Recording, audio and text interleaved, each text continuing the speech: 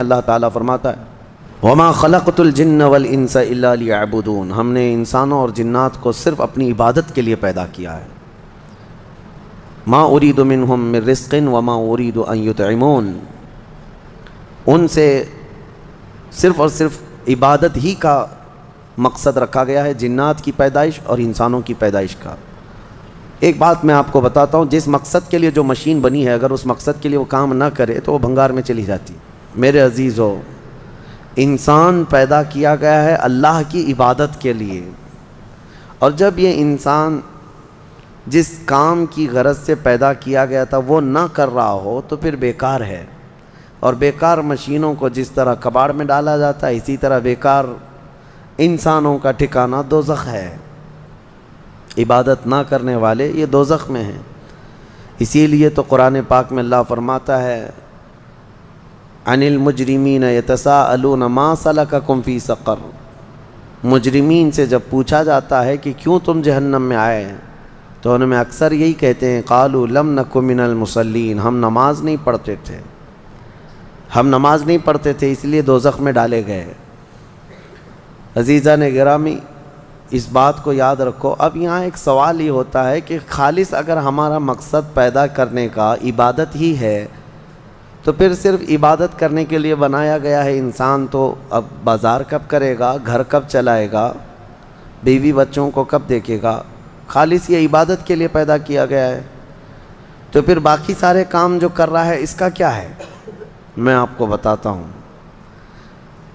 فرمایا کہ اگر کسی نے فجر کی نماز کی غرض سے مسجد میں داخلہ لیا، مسجد میں آیا، نماز پڑھا، اور پھر اس کے بعد مسجد سے باہر نکلتا ہے، مسجد سے باہر یہ سوچ کر کے نکلتا ہے کہ مجھے ظہر میں واپس آنا ہے، ظہر کی نماز پڑھنی ہے، تو فجر سے لے کر ظہر تک جو جو کام کیا اس نے وہ سب عبادت میں شمار ہوگا، کیونکہ وہ انتظار میں تھا دوسری نماز کے، اتنا وقت اس کا عبادت میں گزارا جائے گا۔ بس یہ ہے کہ کوئی حرام کام نہ کیا ہو، باقی وہ تجارت کر رہا ہو، لوگوں سے میل جول کر رہا ہو، اپنے گھر میں بیٹھا ہو، کوئی بھی کام کر رہا ہو، اس کو عبادت میں شامل کر لیا جائے گا۔ اسی طرح ظہر پڑھا اور ظہر کے بعد باہر نکل کر کے یا نماز کے بعد اس نے یہ نیت کی کہ مجھے عصر پڑھنا ہے، عصر کا انتظار، تو انتظار میں جو بھی کام کرے گا وہ سب عبادت میں شمار ہے۔ اس طرح سے صرف تم انتظار میں اپنے 24 گھنٹے کو عبادت بنا سکتے ہو، اور یہی مقصد انسان کی زندگی کا ہے کہ انسان کو عبادت کے لیے بنایا گیا ہے، تو کم از کم اپنی سوچوں سے تو عبادت کرو، اپنی نیت سے تو عبادت کرو۔ آپ یہاں بیٹھے ہیں، بلکہ اللہ کریم کا یہ اس کے دریائے رحمت کو کون جانے، آپ نے یہاں بیٹھ کر کے یہ نیت کی کہ مجھے اس سال حج پہ جانا ہے انشاءاللہ۔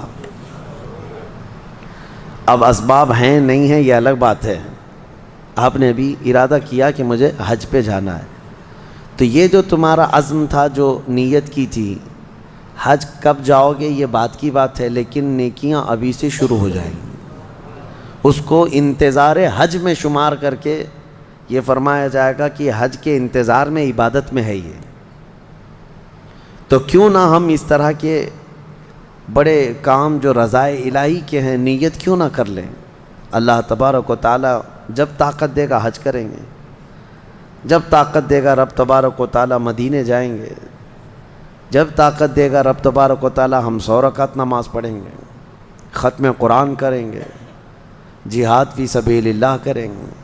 یہ سب وہ نیتیں ہیں کہ اگرچہ آدمی ابھی نہیں کر رہا ہے لیکن ان کاموں کے انتظار میں ہے تو وہ عبادت میں شمار ہو گیا۔ بہرحال اللہ تعالی ہمیں فضول واہیات سے محفوظ فرمائے۔